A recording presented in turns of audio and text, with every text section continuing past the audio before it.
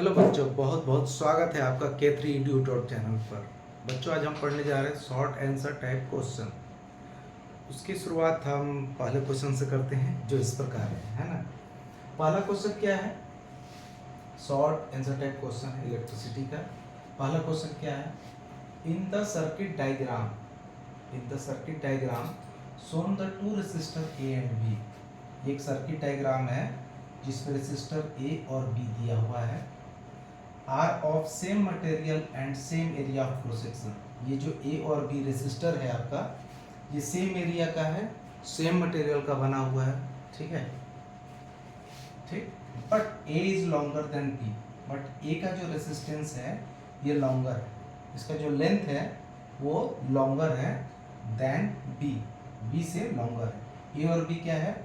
Resistance है, दिया हुआ आपके सर्किट डायग्राम। टू रेसिस्टर है ए और बी, और आपका A1 A2 आपका एमीटर है A1 ऊपर वाले A में, और B वाले में A2 एमीटर है। ठीक है। Which ammeter will show higher reading?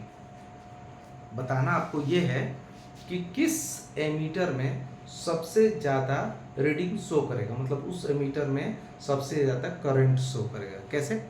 Ammeter एक इंस्ट्रूमेंट होता है जो क्या करता है? करंट को मेजर करता है। क्या करता है? करंट को मेजर करता है। इस रेसिस्टर में ए या बी, जिस रेसिस्टर से भी आपका करंट जाएगा तो वो एमीटर उस करंट को ही क्या करेगा? रीड करेगा और शो कराएगा अपने एमीटर में कितना करंट पर्टिकुलर फ्लो हो रहा है, चाहे ए में चाहे बी में, है ना। यहाँ पर क्या है? वोल्टेज सोर्स है, आपका बैटरी दिया हुआ है या कोई भी वोल्टेज सोर्स ले लो। इस वोल्टेज सोर्स से क्या निकल रहा है? करंट निकल रहा है। इसमें भी जाएगा, इसमें भी जाएगा। क्लियर है? करंट दो भाग में बढ़ जाएगा। खैर, उससे मतलब नहीं है, हम लोग को मतलब है क्वेश्चन से। क्वेश्चन में दिया है कि आपका ए जो रेसिस्टर है वो बी से लॉन्गर है। देखिए भाई, क्या है? रेसिस्टर या रेसिस्टेंस की हम बात करते हैं, वो डायरेक्टली प्रोपोर्शनल होता है लेंथ के। जितना लेंथ बड़ा होगा उतना रेसिस्टेंस होगा, जितना लेंथ बड़ा रहेगा उतना आपका रेसिस्टेंस होगा। ठीक है। तो यहाँ पर वायर ए जो है लॉन्गर है बी से, वायर ए है लॉन्गर बी से, यानी लेंथ इसका क्या है? ए का बड़ा है बी से, यानी R is directly proportional to length of A. ठीक है। It has greater resistance. Length बड़ा तो रेसिस्टेंस भी क्या होगा? बड़ा होगा। किसका? ए का बड़ा है बी से, तो लेंथ बड़ा है तो इसका रेसिस्टेंस भी बड़ा होगा, बी का रेसिस्टेंस इससे कम होगा। ठीक है, ये क्वेश्चन में दिया हुआ है। तो यदि आपका रेसिस्टेंस का वैल्यू ए में ज़्यादा है, रेसिस्टेंस का वैल्यू ए में यदि ज़्यादा है, यहाँ लिखो, ए में यदि रेसिस्टेंस का वैल्यू ज़्यादा है तो करंट क्या होगा? मिनिमम फ्लो होगा। यदि रेसिस्टेंस का वैल्यू ज़्यादा होगा तो करंट क्या होगा? मिनिमम फ्लो होगा। जहाँ पर हायर रेसिस्टेंस वहाँ पर लोअर करंट। यहाँ पर क्या है? इससे कम है इसका रेसिस्टेंस वैल्यू, रेसिस्टेंस कम करंट ज़्यादा। अब आप ही बताओ कि कौन सा एमीटर ज़्यादा रीडिंग शो करेगा, कौन सा ज़्यादा करंट को शो करेगा? तो भाई जिसके पास रेसिस्टेंस का वैल्यू कम होता है वो करंट को ज़्यादा शो करता है, यानी आपका A2 जो होगा एमीटर वो ज़्यादा करंट को शो करेगा एज कंपेयर टू A1। क्यों? A1 में जो ए रेसिस्टर लगा हुआ है उसका लेंथ ज़्यादा है, लेंथ ज़्यादा होने से उसका रेसिस्टेंस का वैल्यू ज़्यादा हो गया, रेसिस्टेंस का वैल्यू ज़्यादा हुआ तो करंट कम उसमें जाएगा। इसमें लेंथ आपका कम है तो आपका रेसिस्टेंस का वैल्यू कम होगा, कम होने के कारण करंट इसमें ज़्यादा जाएगा, करंट इसमें ज़्यादा जाएगा तो A2 का रीडिंग ज़्यादा होगा। क्या लिखा हुआ पढ़िएगा? Since wire A is longer than B. Answer कैसे देना है? ऐसे देना है, शॉर्ट आंसर टाइप में। क्वेश्चन आपको 2 नंबर या 3 मार्क्स का आएगा, वेरी शॉर्ट आंसर टाइप या शॉर्ट आंसर टाइप। तो आपको जवाब इस तरीके से देना है, ऐसे देंगे तभी फुल मार्क्स मिलेंगे, है ना। Since wire A is longer than B, यानी R is directly proportional to L of A, it has greater resistance so lesser current will be flow. Greater resistance, lesser current will be flow. But wire B is smaller length, so maximum current will be flow. Smaller length तो क्या हो जाएगा? Smaller length के कारण आपका resistance का value भी क्या हो जाएगा? Smaller हो जाएगा, है ना। तो यहाँ पर maximum current flow करेगा किसके अंदर? B के अंदर। So that is emitter A2 show higher reading। Ammeter A2 जो है हायर रीडिंग शो करेगा। इसी क्वेश्चन से रिलेटेड दूसरा क्वेश्चन है, सर्किट आपका सेम है, सेम आपको सर्किट दिख रहा है, ए और बी रेसिस्टर है, A1 A2 जो है आपका एमीटर है, एमीटर A1 एमीटर A2। अब इस क्वेश्चन में क्या किया गया है, क्वेश्चन 1 का ही सर्किट डायग्राम है। इस क्वेश्चन में क्या किया गया है, दो रेसिस्टेंस है, दो रेसिस्टेंस वायर है ए और बी, वो सेम लेंथ सेम मटेरियल का है। कैसा है, सेम लेंथ सेम मटेरियल का है, बट ए वायर जो है वो थिकर है बी से। ए जो है, ए का एरिया जो है बी से बड़ा है, ए का एरिया जो रेसिस्टर ए का एरिया है वो बी से बड़ा है। उसको क्या किया गया, उसके एरिया को या तो रिड्यूस कर दिया गया, जो भी है दिया हुआ क्वेश्चन में। Which ammeter will show higher reading, अब आपको बताना है कि कौन सा एमीटर आपको हायर रीडिंग शो करेगा। तो देखो भाई, जो थिकर वायर होगा, जो थिकर वायर होगा उसका रेसिस्टेंस का वैल्यू क्या होगा, कम होगा। क्यों, resistance is inversely proportional to area होता है, यानी एरिया बढ़ा तो रेसिस्टेंस घटेगा। और आपका जो ए है, ए एरिया है वहां पर, ए भी मत समझिएगा, है ना, ए बी मटेरियल मत समझिएगा, ए बी रेसिस्टर मत समझिएगा, ठीक है। यहाँ पर एरिया की हम बात करें, एरिया यदि ज़्यादा है तो रेसिस्टेंस का वैल्यू उतना ही कम होगा। मोर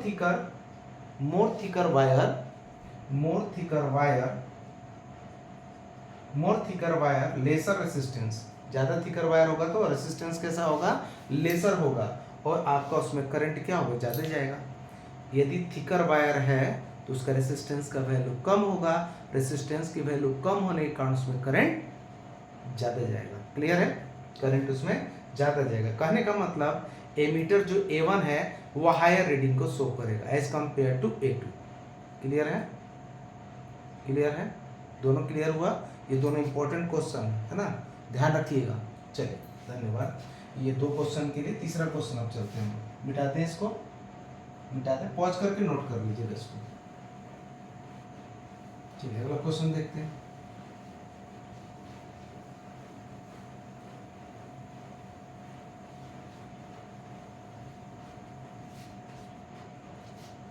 अगला क्वेश्चन क्या है, क्वेश्चन क्या है, तीसरा क्वेश्चन है, what is the meant by electrical, what is meant by electrical resistance of a conductor, पहला क्वेश्चन है। मतलब इसमें सब टाइप क्वेश्चन है ना, इसके और भी टाइप है छोटे छोटे। पूछ रहा है कि बताइए कि इलेक्ट्रिकल रेसिस्टेंस ऑफ कंडक्टर क्या होता है, इसका मतलब क्या है। इसके आंसर आप जानते होंगे, आंसर यहीं पे लिख दे रहे हैं, फिर उसके बाद इसकी ए बी ऑप्शन में चलेंगे, ए बी क्वेश्चन भी है, ठीक है। तो ये क्या होता है, रेसिस्टेंस ऑफ कंडक्टर क्या होता है, it is the property of conductor, ये कंडक्टर की एक प्रॉपर्टी होती है, it is the property of a conductor due to which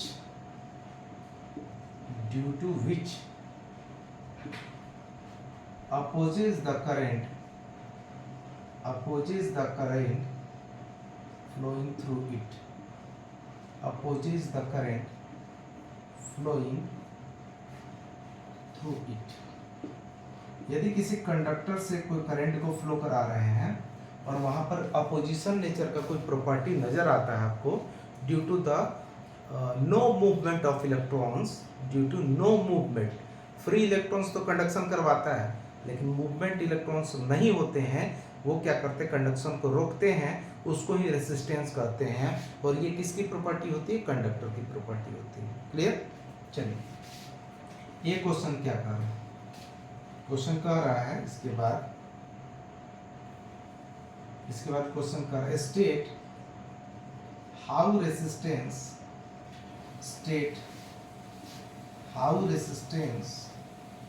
of a conductor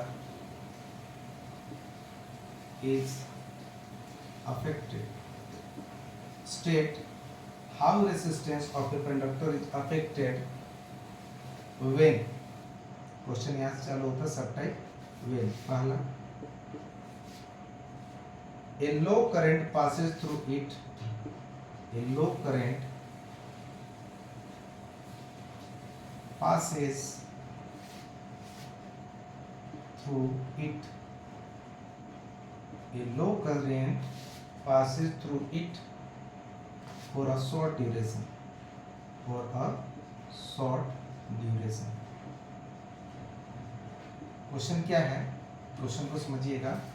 resistance of conductor पे क्या इफेक्ट पड़ेगा जब आप शॉर्ट ड्यूरेशन के लिए बहुत ही छोटा करंट को पास कर रहे हैं, बहुत ही कम टाइम के लिए बहुत ही कम करंट को आप पास कर रहे हैं, तो क्या होगा, है ना, रेजिस्टेंस पे क्या इफेक्ट पड़ेगा। तो हम लोग लिख सकते हैं नो इफेक्टेड, नो इफेक्टेड। काहे भाई, काहे इफेक्ट नहीं करेगा। तो देखिए भाई, ऐसा है कि यदि किसी कंडक्टर में लो करंट पास कर रहे हैं, आई आपका लो है और टाइम भी आपका लो है, करंट भी लो है और टाइम भी लो है, इस कंडीशन में इस कंडक्टर पे कोई इफेक्ट नहीं पड़ेगा, कोई इफेक्ट नहीं पड़ेगा तो टेम्परेचर आपका इंक्रीज नहीं करेगा, है ना, कोई इफेक्ट नहीं पड़ेगा तो टेम्परेचर आपका इंक्रीज नहीं करेगा, और टेम्परेचर आपका इंक्रीज नहीं करेगा तो रेजिस्टेंस भी इंक्रीज नहीं करेगा, है ना। बात समझिएगा, लो करंट पास हो रहा है, टाइम भी आपका बहुत कम है, तो उस कंडीशन में इस पर कोई इफेक्शंस नहीं होंगे, जिसके कारण टेम्परेचर राइज नहीं करेगा, तो आपका रेजिस्टेंस भी कोई इफेक्ट नहीं देगा। क्लियर है, क्लियर है। अगला क्वेश्चन देखते हैं इसी का, दूसरा question.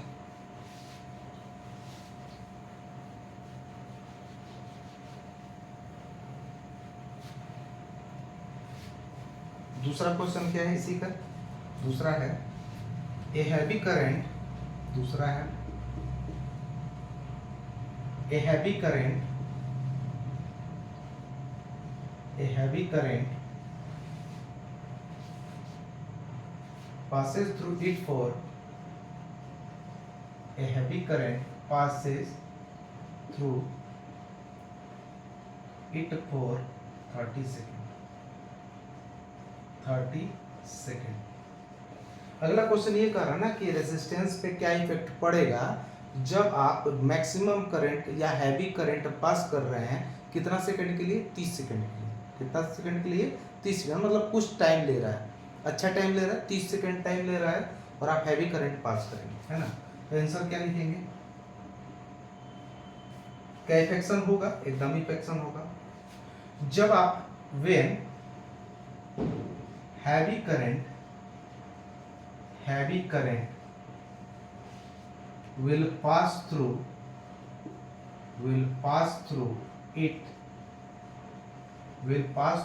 it for 30 second, then temperature will rises, and also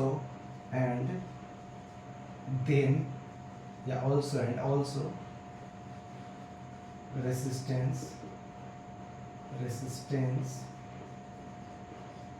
rises। देखिए, किसी कंडक्टर में यदि हैवी करंट को पास कर रहे हैं 30 सेकंड के लिए, उस केस में क्या होगा, यहाँ पर थोड़ी गर्मी पैदा होगी, इलेक्ट्रॉन के बीच में क्या होगा, कोलिजन होगा, इलेक्ट्रॉन के बीच में जो आपका मूवमेंट इलेक्ट्रॉन्स नहीं, उनके बीच में कोलिजन होगा, उसको क्या मिल रहा है, एनर्जी मिलने लगी, उसमें कोलिजन चालू हो गया, वाइब्रेशन चालू हो गया, कोलिजन होने के कारण यहाँ पर टेम्परेचर धीरे धीरे बढ़ जाएगा, जिसके कारण रेजिस्टेंस भी राइज कर जाएगा। अरे सिंपल सा वायर ले लो, वायर में यदि मैक्सिमम करंट फ्लो कराओ, बहुत ज़्यादा करंट 4 एम्पियर 3 एम्पियर या 6 एम्पियर जो भी है करंट फ्लो करा रहे हैं 30 सेकंड के लिए, ज़्यादा टाइम के लिए फ्लो करा रहे हैं, तो धीरे धीरे तार देखते हो गर्म हो जाता है ना, तार गर्म हो जाता है ना, तो आपका तार गर्म हुआ, इसका मतलब क्या हुआ, वहाँ पर रेजिस्टेंस इंक्रीज कर गया, तार गर्म हुआ तो क्या हो गया, रेजिस्टेंस इंक्रीज कर गया। सामान्य भाषा में ये बातें आपको समझ में आएंगी। क्लियर है। चलिए अगला क्वेश्चन देखते हैं। अगला क्वेश्चन क्या है,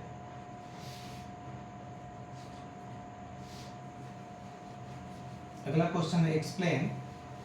एक्सप्लेन करना है किसको, कि आपका जो करंट पास हो रहा है किसी कंडक्टर में, तो रेसिस्टेंस का इफेक्शन देखना है ना। क्वेश्चन क्या है समझिएगा। एक्सप्लेन अगला क्वेश्चन है, आई थिंक चौथा होगा। एक्सप्लेन, आपको एक्सप्लेन करना है ना। एक्सप्लेन ए है ये। Explain why a conductor, why a conductor offers, why a conductor offers resistance to the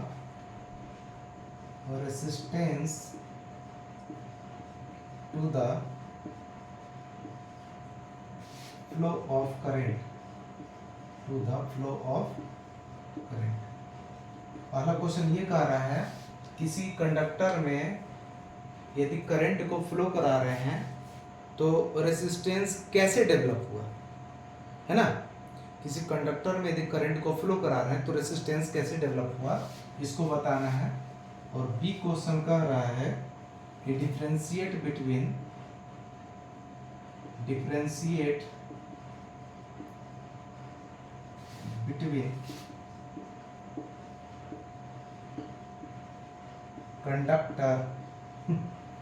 conductor resistor and resistance।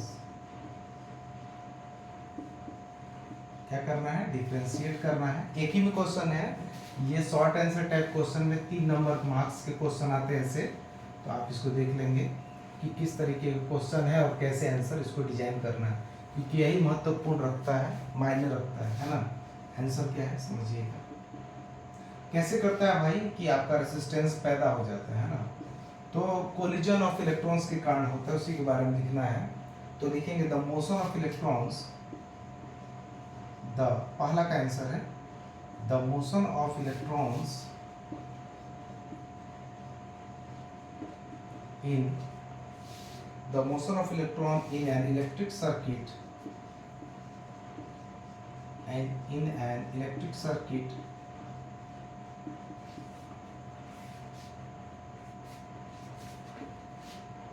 having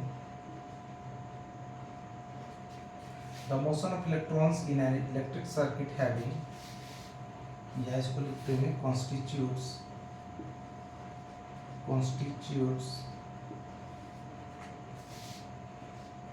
an electric current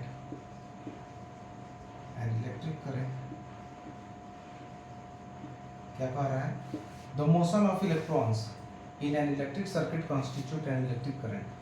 भाई मालूम है कि आपका जो करंट फ्लो होगा तो किसके कारण फ्लो होगा, इलेक्ट्रॉन के मोशन के कारण।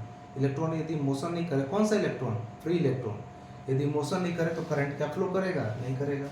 इलेक्ट्रॉन का मोशन होने लगा भाई, during their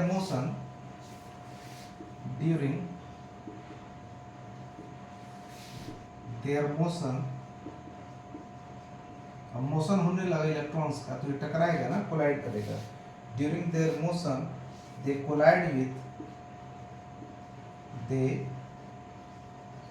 with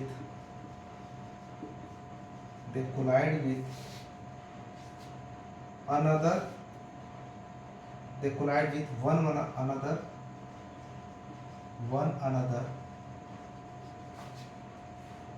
and with the atoms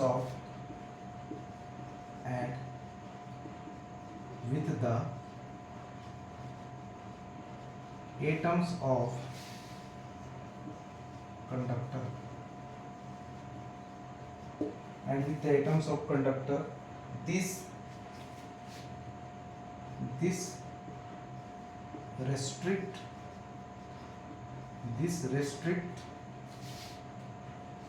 their free motion,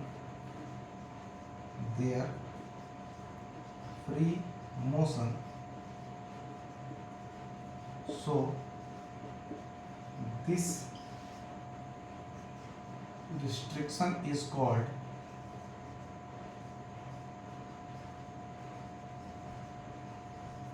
is called resistance.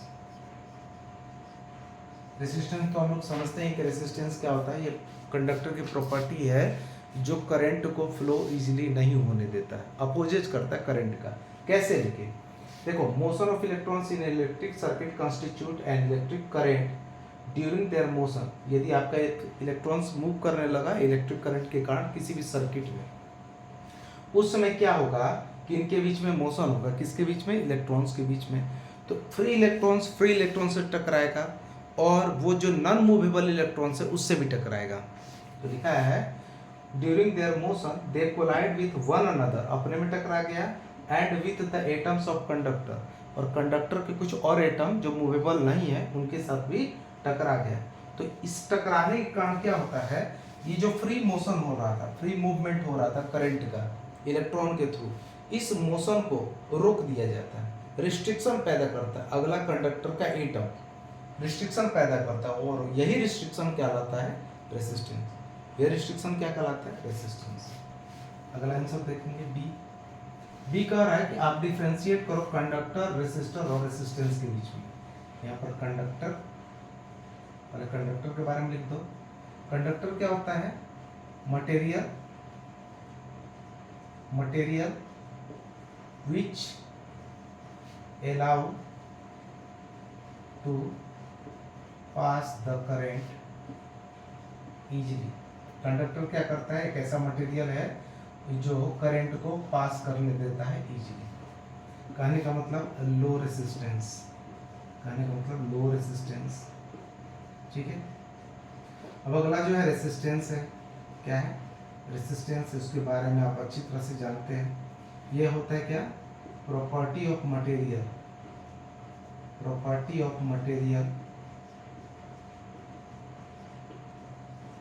To opposes the current. ये मटेरियल का प्रॉपर्टी होता है, कंडक्टर का प्रॉपर्टी होता है जो करता है करंट का अपोज। रेसिस्टर क्या होता है, to control the electric current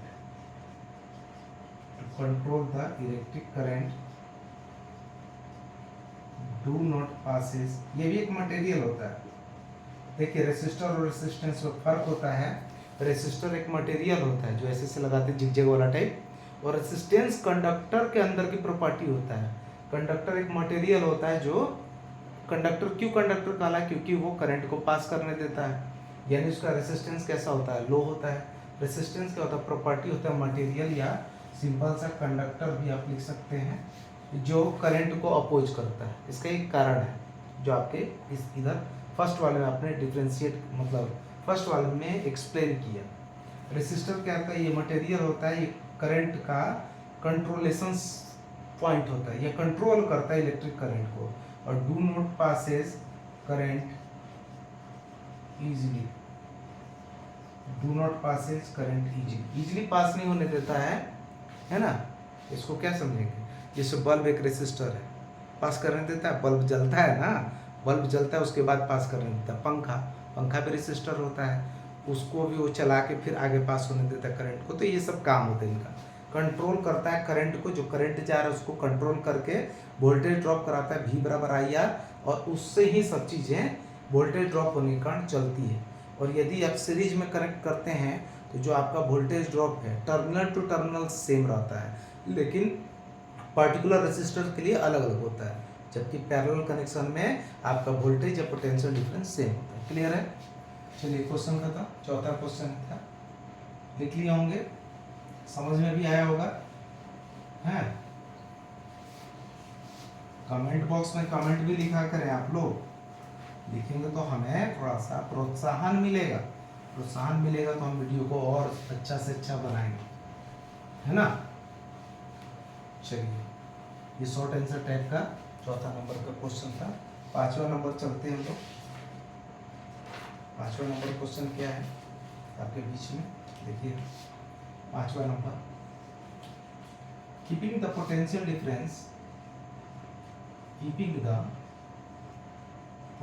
difference keeping the potential difference, क्या कर रहे हैं पोटेंशियल डिफरेंस को, keeping the potential difference constant, potential difference को क्या कर दिया, कांस्टेंट कर दिया। द रेजिस्टेंस ऑफ सर्किट,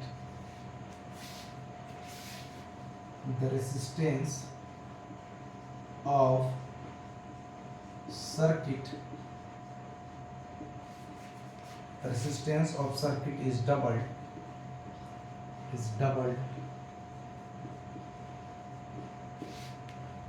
ठीक। by how much does the current change, by how much does the current change, question क्या कर रहा है मैं समझा रहा हूँ अभी, है ना। क्वेश्चन क्या कह रहा है कि आपने पोटेंशियल डिफरेंस को कांस्टेंट रखा, पोटेंशियल डिफरेंस मतलब वोल्टेज को कांस्टेंट रखा, और क्या किया, रेजिस्टेंस सर्किट का डबल कर दिया, सर्किट का रेजिस्टेंस डबल कर दिया, तो बताइए करंट पे क्या इफेक्ट पड़ेगा, है ना। फॉर्मूला से हम जानते हैं, क्या जानते हैं, V बराबर आई आर, V बराबर आई आर, या R बराबर V बाई आई होता है, V बाई आई होता है। इसको आपने क्या कर दिया, कांस्टेंट कर दिया, क्या कर दिया, कांस्टेंट, यानी R और I का रिलेशन है। यहाँ से आपने रिलेशन क्या देखा, R is inversely proportional to I, यानी resistance increase current decrease, current increase resistance decrease, बस समझ में आ रही है। अब आपने क्या किया कि रेजिस्टेंस को क्या किया है, डबल कर दिया, 2 टाइम्स कर दिया, 2 टाइम्स कर दिया, तो एरिया पर क्या इफेक्ट पड़ेगा, एरिया पर क्या इफेक्ट पड़ेगा, एरिया भी हो जाएगा, ये 2 टाइम्स आपने इंक्रीज किया ना इसको, रेजिस्टेंस को, करंट क्या हो जाएगा, एरिया बोल रहे हैं, करंट क्या हो जाएगा, करंट ये इंक्रीज कर रहा था, ये क्या होगा, रिड्यूस होगा, करंट क्या होगा, रिड्यूस होगा, यानी करंट जो होगा 1/2 टाइम्स रिड्यूस होगा, करंट क्या होगा 1/2 टाइम्स रिड्यूस होगा, क्लियर है। यानी करंट क्या हो जाएगा, यहाँ पर लिख सकते हैं वेन, कैसे लिखना है, ऐसे नहीं, आराम से लिखना है ना, when resistance of circuit is doubled, as we know that as we know that resistance is inversely proportional to current, inversely proportional to current, then current becomes half, current क्या हो जाएगा, आधा हो जाएगा, क्लियर। इस समय क्या है आपका वोल्टेज या पोटेंशियल डिफरेंस कांस्टेंट है, तब क्लियर, मिटा सकते हैं, बातें समझ में आई। देखिए रेजिस्टेंस को दुगना किया तो करंट उतना ही टाइम्स से क्या हो जाएगा, रिड्यूस हो जाएगा, क्लियर है। चलिए मिटा दें इसको,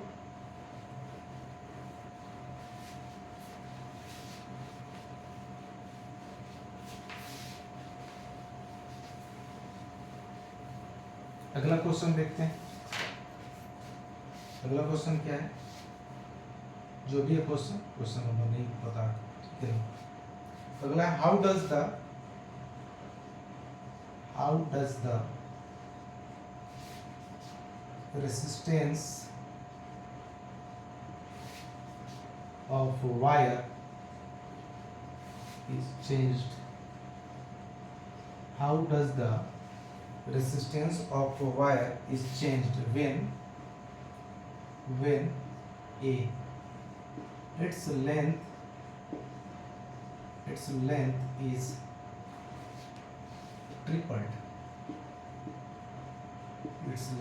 tripled, b its diameter is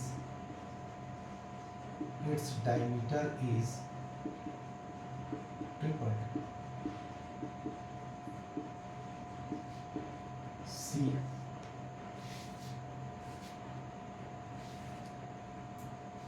its material is changed, its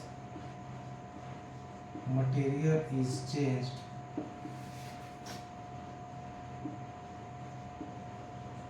its material is changed to one whose resistivity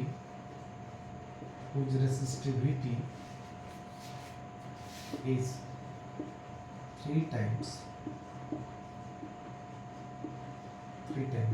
ना। क्वेश्चन क्या है, रेसिस्टेंस वायर का कैसा होगा, चेंज कितना करेगा जब लेंथ को डबल कर दिया गया, जब डायमीटर को ट्रिपल कर दिया गया, और जब रेसिस्टिविटी को 3 टाइम्स कर दिया गया, तो रेसिस्टेंस पे क्या फर्क पड़ेगा, है ना। Answer A, resistance is directly proportional to L, है ना। आपने लेंथ को डबल किया तो रेसिस्टेंस क्या हो जाएगा, रेसिस्टेंस भी उतना ही हो जाएगा, ट्रिपल्ड है ना, resistance will be tripled,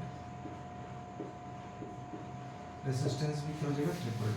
B, resistance is inversely proportional to area, और resistance is inversely proportional to diameter square, और डायमीटर को क्या कर दिया आपने, ट्रिपल्ड कर दिया, देन रेसिस्टेंस will reduced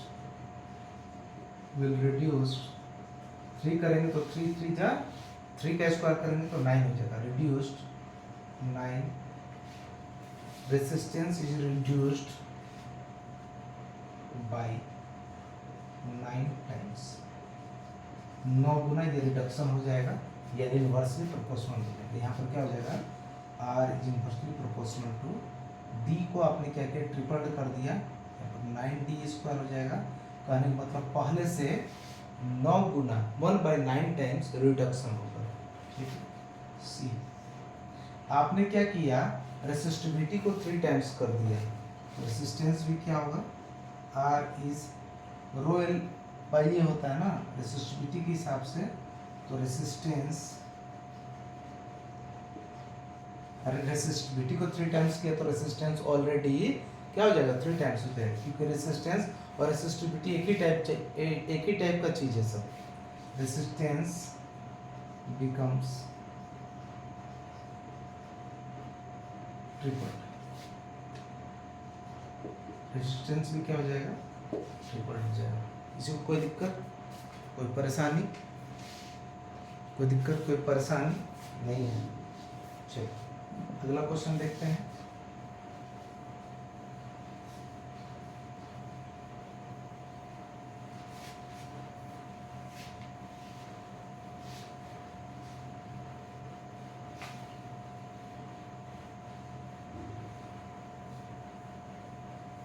अगला क्वेश्चन देखते हैं। अगला क्वेश्चन क्या है,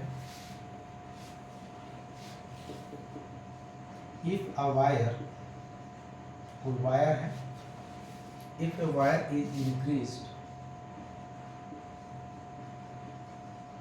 if a wire is increased 4 times, if a wire is increased 4 times its original length,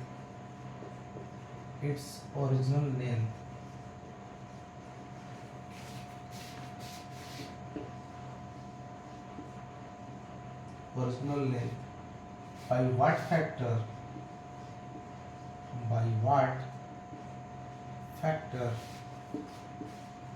does the resistivity, by what factor does the resistivity change? Question क्या है, जब wire को आपने इंक्रीज कर दिया, कितना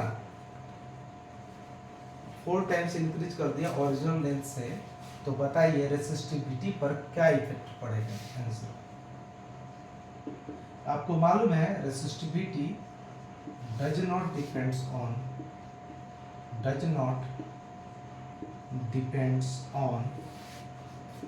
लेंथ एंड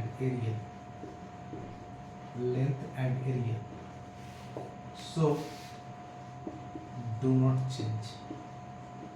भाई ये जो है रेसिस्टिविटी कभी भी इन पे डिपेंड ही नहीं करता है, तो आप लेंथ को बढ़ाओ, एरिया को बढ़ाओ, घटाओ, जो करना करो, बट रेसिस्टिविटी पर कोई फर्क नहीं पड़ेगा। किससे फर्क पड़ता है? मटेरियल का नेचर कैसा है, और आप यदि टेम्परेचर को इंक्रीज करेंगे तब रेसिस्टिविटी इंक्रीज करेगी। क्लियर है? चलो अगला क्वेश्चन देखते हैं।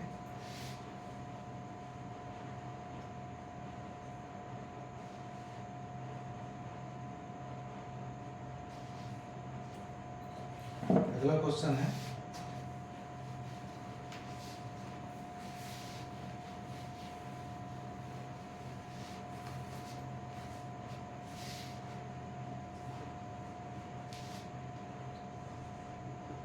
an electric current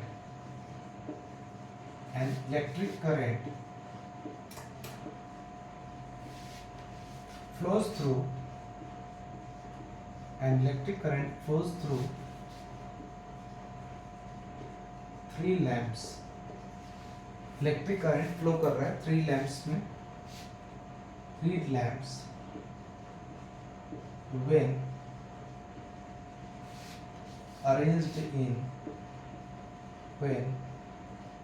arranged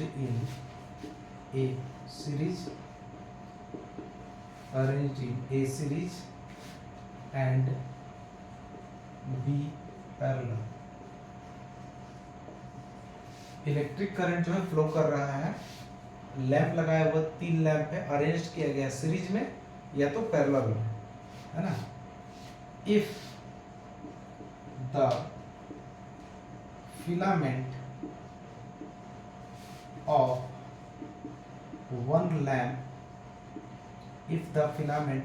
one lamp breaks, अचानक से क्या हो रहा है, एक लैंप का फिलामेंट ब्रेक कर जा रहा है। Explain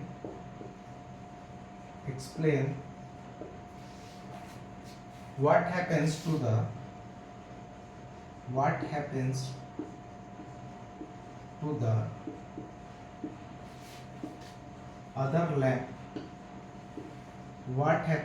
the other lamp, other two lamps in both the cases,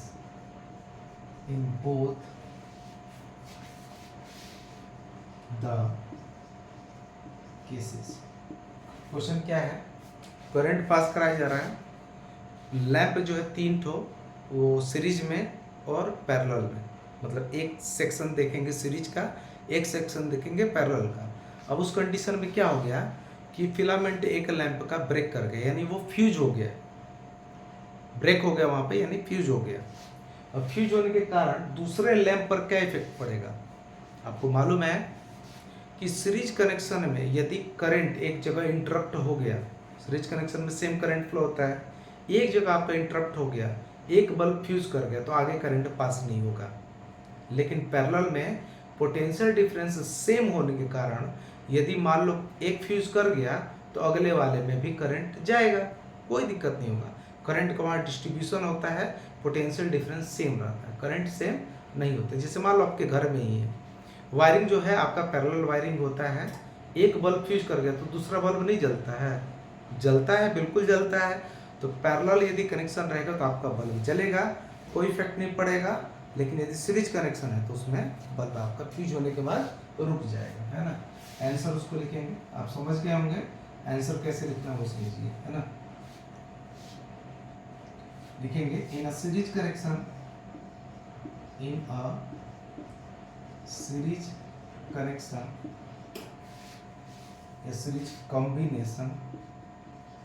a series combination, if one lamp breaks, एक लैंप ब्रेक कर गया, if one lamp breaks the other lamp stop to glow। खाली straight forward जवाब देना है ना, ज़्यादा 3-5 नहीं लिखना है इसमें। यदि सीरीज कॉम्बिनेशन है तो एक लैंप यदि ब्रेक कर गया तो दूसरे लैंप में आपका कोई भी ग्लो नहीं होगा, स्टॉप हो जाएगा।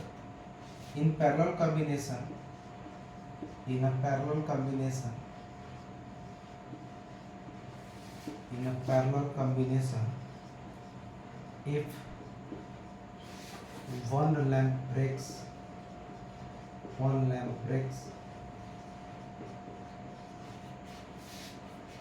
then the other lamps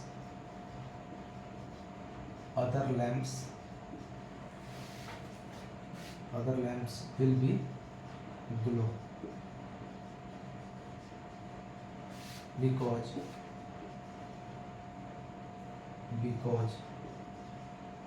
same potential,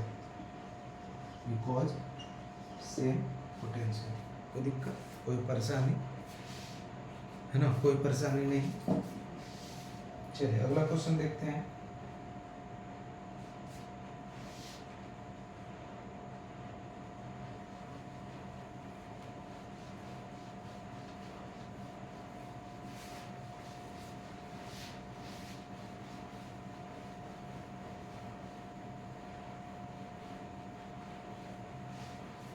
अगला क्वेश्चन देखते हैं। State the factor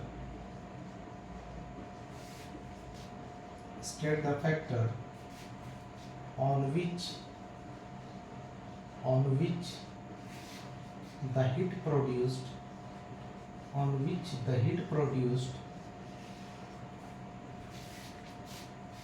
in a current carrying conductor,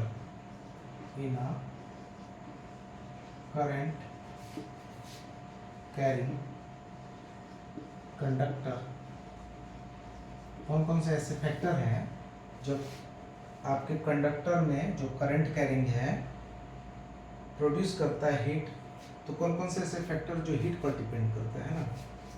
heat factor carrying conductor depends. Question क्या है? स्टेट द फैक्टर, बताना फैक्टर को on which the heat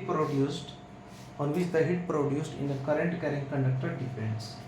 ठीक, give one practical application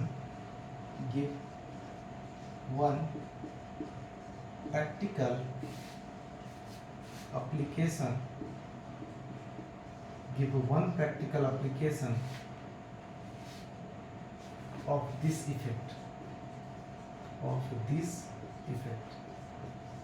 एक practical application बताना है इसके इफेक्ट का, है ना? चलिए आंसर लिखते हैं। फैक्टर कौन सा मालूम है आपको? H is directly proportional to I square RT, यही होता है ना?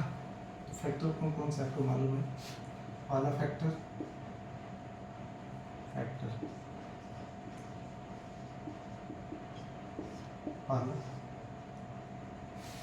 H is directly proportional to square of current. दूसरा factor H is directly proportional to resistance of the wire. तीसरा factor H is directly proportional to time. ठीक है, आप लोग इसको लैंग्वेज में लिख लेंगे। H is directly proportional to square of current, H is directly proportional to the resistance of the wire, H is directly proportional to the time taken by the wire, time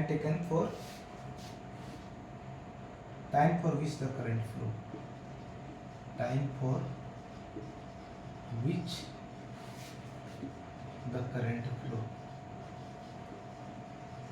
ऐसा time जिसमें current flow करता है, जितना time के लिए, वही आपका time taken होगा। ये फैक्टर है आपके। एग्जाम्पल बताना है, प्रैक्टिकल एप्लीकेशन बताना है, मतलब इसका दूसरा प्रैक्टिकल एप्लीकेशन एग्जाम्पल बताना है। अरे बहुत सारे एग्जाम्पल है ना जी। और कौन सा है? पहले तो इलेक्ट्रिक आयरन,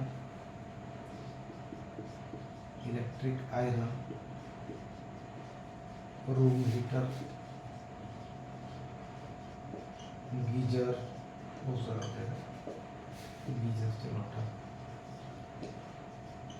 ETC, यहाँ तक ही रहे ETC। चलिए बाबू, ये शॉर्ट आंसर टाइप का पहला पार्ट था जिसमें हमने कुछ क्वेश्चंस को कवर किया। अगले पार्ट में कुछ और क्वेश्चंस को हम लेकर आएंगे और आप इत्मीनान बनाए रखिएगा, आसानी से क्वेश्चन को सॉल्व कीजिएगा। ये सब क्वेश्चन इंपॉर्टेंट क्वेश्चन है जो बोर्ड एग्जाम के लिए बेहतरीन है, इम्पोर्टेंट भी है। ध्यान से पढ़ें, अच्छे से पढ़ें, इन क्वेश्चन को जरूर करके जाएं, हो सकते क्वेश्चन इन्हीं में से आए। धन्यवाद।